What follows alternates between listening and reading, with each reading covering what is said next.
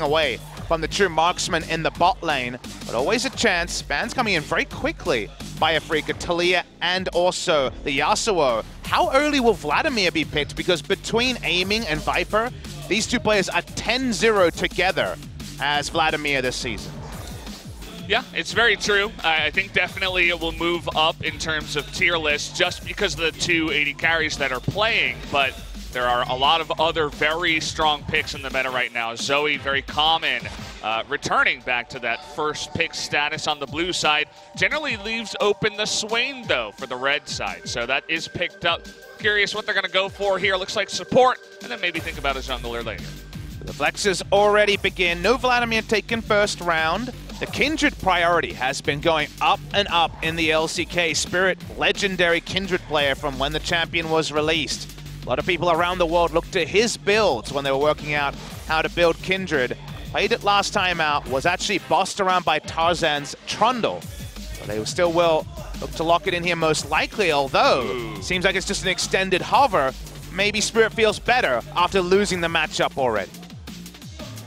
Yeah, could be a bit of mind games. We'll see if they do return to that pick. They want the Tahm Kench for Tucson. The unfortunate stat for him is that he's 0-4 on the pick. So we're hoping that he can get his first win on the Tahm Kench tonight. Now, he passed the eye test, if you remember the loss last time out a couple of days ago. Monstrous performance on the Tahm Kench, but still went on to lose the game overall to Gen G. And it will just be picking up the Kindred anyway. Here's a Braum, and now maybe you wonder about funny business, because we see a Morgana and a Braum on the side of Griffin. And a Swain, too. You know, you think maybe, okay, Morgana, Braum, bottom or something like that, but then where does the Swain go? Is it going to be flexed into the mid lane, the top lane? Do we see some kind of funnel, you know, with the Braum coming on here? You pointed to the exhaust for Tarzan. Bot lane, you'd imagine. Yeah, the Varus seems like the obvious choice. The Ezreal, the Ashe taken away. Varus getting the little hotfix buff, and Varus Tahm Kench, not bad in its own right. So we'll be seeing Swain, Morgana, bot lane, a Lucian and Braum funnel. That will be the case. We'd be looking for top lane here. Waiting to see what the decision is, though. They have a lot of flexibility of the comp. They don't have to go into funnel, but it looks like very likely we will. So Cho'Gath will be the choice for the top side. A bit of kill pressure on the Gangplank, but can also be a happy farm lane for the Gangplank.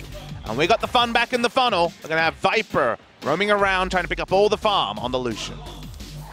It's an interesting one to try to funnel on. We've all experienced solo queue Lucians down on the bottom side. He can be really annoying in the lane, but if you're just trying to get him up to 3-4 items and take him out of that lane and just funnel him, send him around the jungle with that Braum, I'm curious to see how it will do in terms of comparing it to some of our other funnels. And the unique variable compared to previous funnels is Kindred is involved against the funnel today. Fast, clear, very powerful skirmishing at level 3, but also really doesn't want to get tussled with by Lucian Braum if there's some sort of face check going on. It's going to be Zoe against the funnel. We've seen different people try different things. Nuke Duck in the EULCS went Smite mid lane Zoe, try to contest Raptors and things like that. I believe we'll be sticking on the Ignite. Wait to see how Kuro can do. Couple performances on the Zoe recently, but overall you'd say Zoe priority in Korea. The Swain this season. Spirit got the mark. Yeah. He just walks in and smites it.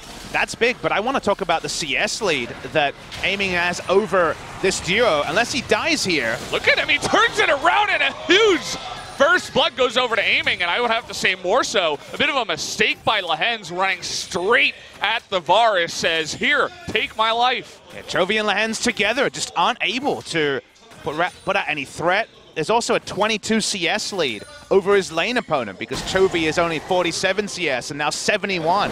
Picked up for the Varus who had already shopped in a 1v2 scenario. Aiming says thank you very much, and now Griffin with a bit of egg on their faces. Yeah, you put down your W, you get in range to Ignite, but then I suppose the Ignite range was a little bit too close for him. Just goes down in a couple of... Nation. This is about the best game we've seen against the funnel in all of LCK Summer when it comes to the enemy team actually facing a funnel that's not making mistakes. Is going to be mid lane turret going down here from the Rift Herald. Yep. Rift Herald over the wall, Keen on the right side to just zone them in behind the turret. And Nice objective already taken. You guys will notice it's pretty common against the funnel, but a big gold lead already. Change of Corruption's coming in onto Tarzan with the Black Shield, and the Morgana just too weak on top of that Cannon Barrage. Is this going to disappear? Now they're trying to take down this turret, at least get a nice follow-up on the damage. Looking for the pop forward there was Kuro. Is going to be dodged, or rather blocked, for out of this fight. It's going to be all up to Sword here. Has the vision. Is it going to come in? Oh, he got it! Sword does it for Griffin! And he does have the stasis too! He's going to survive for now, but he already did his job. Unbelievable. Perfectly done by Sword. Afrika Freaks have done everything right. They YOLO on the Baron, don't respect the flashover, and that means that Cho'Gath has certainly done his job. That's not going to be a perfect game. The perfect game is averted, and Griffin get a lifeline because Afrika just too damn greedy. It's huge. You know, you consider 3 minutes now of Baron where they can just sit back. There's no real way for Afrika to push in easily. If Afrika, with this gigantic lead, an Illusion that's struggling to stand up and fight, with Baron buff, they could have just pushed down mid, take the mid turret, inhibitor, go up top, get more objectives, wait for the Elder, take that too. But this makes the game a lot more interesting. And if you're the coaching staff, you've been watching this game, nodding your head, sipping your tea, thinking, yeah, okay, great stuff. Afrika looking to disengage. Here comes that re-engage though. The trouble bubble is gonna miss. And in the end of it all, Griffin can't find a pick, but they get a lot out of Afrika here. They use a lot of cooldowns themselves. Tarzan, Fashion Smite, Fashion Exhaust. The Essence Reaver on cooldown as well, as Viper uses ultimate at the start.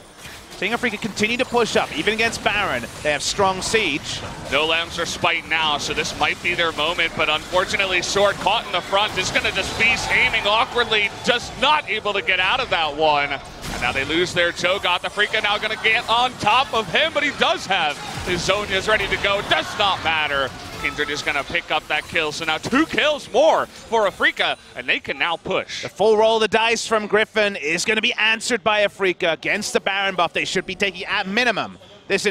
We're just waiting for Afrika to look for bigger and bigger objectives. There's so few left. They have a lot of time on their Baron, still 2 minutes. You can see what they're trying to do. 2 members down here. Now it's only Sword who's trying to get that flank through the little hole in the wall. Maybe if he could knock up Kuro here, or if they could lock someone up, that might be able to do it.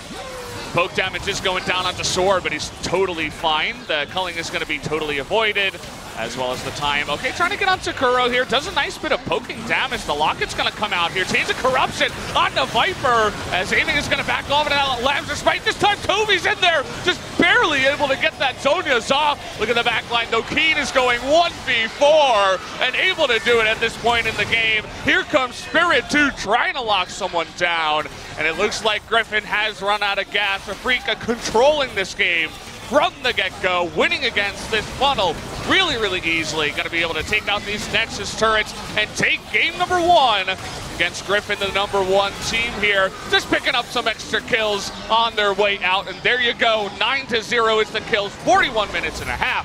Game 1 goes to Afrika. And if there was no Baron steal from Sword, it would be a perfect game as well. Close to perfect on the side of the Afrika Freaks, and this is the sort of result they wanted. They were 2-0'd by Griffin 6 days ago. They get their rematch a lot earlier, and this is why I feel like the Griffin story is still to be written, because they are facing teams for the second time. It's one thing to watch VODs of how Griffin beat another team. It's another thing to watch VODs of how you lost to Griffin and adjust your own play. This was more about Griffin going for a strategy, but the Afrika Freaks were squared up. They were ready to go, and now